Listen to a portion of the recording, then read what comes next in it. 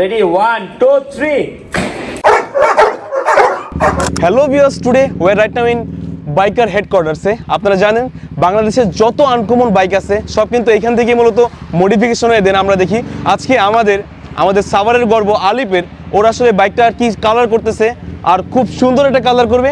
তো সেই কালারটার জন্য অবশ্যই হয়তো অনেকেই ওয়েট করতেছেন, সেই কালারটা আজকে দেখবো। আর কেমন হয়েছে কালারটা সেটা অবশ্যই কমেন্টে জানাবো। তো চলুন বাইকটা একটু দেখা যাক। আচ্ছা আলিফ, তোমার কাছে আসলে তোমার এক্সাইটেডমেন্টটা একটু বলো, তোমার আসলে কেমন ফিল হইতেছে, তোমার বাইকটা এখন রেডি হইতেছে, মানে তুমি কি অনুভূতি তোমার, জাস্ট এইটা একটু তোমার ভিউয়ার্সে বলো।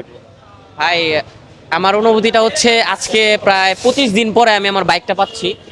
এটা হচ্ছে মূলত আমার অনুভূতি। আর আরেকটা কথা হচ্ছে প্রায় এটা হচ্ছে আমার অ্যাক্সিডেন্টের পরে দীর্ঘ প্রায় 1 মাস পরে হচ্ছে আমার বাইকটা প্রায় 70-80 হাজার টাকার মতো কাজ করার পরে তারপর হচ্ছে এখানে বাইক হেডকোয়ার্টারে কাজ করতে দেওয়া হয়েছে।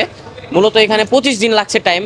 ভাই 25 দিন লাগার কোনো অপশন না, কিন্তু আমার 25 দিন যে বাইক ছাড়া ছিলাম এটা হচ্ছে আমার অনেক, মানে একটা মানুষ যে বাইক ছাড়া, মানে একটা বাইক ছাড়া যে কিভাবে থাকে এটা শুধু একটা বাইকারই জানে। এটা আমার কাছে অনুভূতি শেয়ার করার মতো না। মানে যারা বাইকার তারা এই জিনিসটা বুঝতে পারবে যে 25 দিন পরে একটা বাইক পাওয়া কতটা সুখের বা কতটা আনন্দের। আবার এর ভিতরে যদি হয় কালার মডিফাই, একদম পুরো ঝাঁকানাকা হয়ে বেরোয় ভাই, পুরো মাথাটা তোমার এমনি নষ্ট হয়ে গেছে দেখার জন্য, তাই না?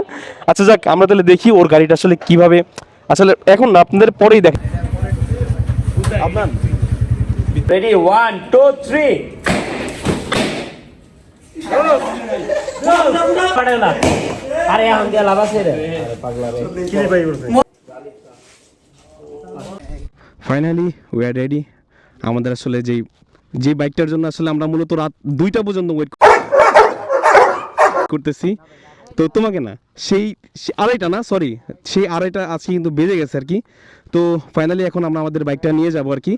আর কেমন লাগতেছে এটার কালার মডিফিকেশনটা অবশ্যই কমেন্টে জানাবেন।